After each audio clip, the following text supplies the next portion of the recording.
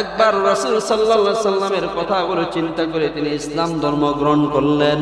গ্রহণ করার পরে কাফির মুশরিক বেঈমান ইহুদি নাসারা সবাই জানতে পায় যে সুমাইয়া নাকি ইসলাম ধর্ম গ্রহণ করেছে।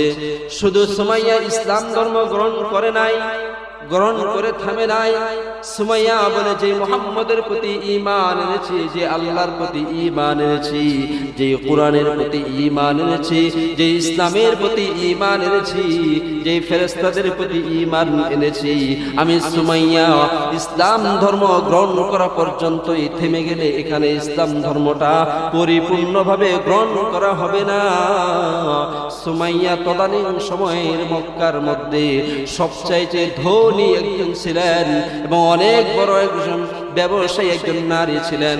সুমাইয়া চিন্তা করলেন যে হ্যাঁ, আমি যদি ইসলাম ধর্ম গ্রহণ করেছি তাহলে আমার ধন সম্পদ যা কিছু রয়েছে সবগুলো আমি ইসলামের জন্য দিয়ে দিব। ও মা, ও বোন, একবার আপনি চিন্তা করে দেখেন, পুরুষগুলো ইবাদতের মাধ্যমে জান্নাত পেতে চায়, আর পুরুষগুলা নিজের দান সদকার মাধ্যমে শুধু জান্নাত পেতে চায়। একবার আপনি কি শুনেছেন আপনাদের নারী জাতির ভিতরে সুমাইয়া রাদিয়াল্লাহু তাআলা আনহা সর্বপ্রথম তিনি ইসলামের জন্য শাহাদাত বরণ করেন। শুধু শাহাদাত বরণ করেন নাই এমনটা না, সুমাইয়া বলে আমার কাছে যতগুলো অর্থ সম্পদ রয়েছে এই অর্থ সম্পদগুলো আমি আল্লাহর জন্য দান করে দিব, আমি মুহাম্মদের জন্য দান করে দিব, আমি ইসলামের জন্য দান করে দিব।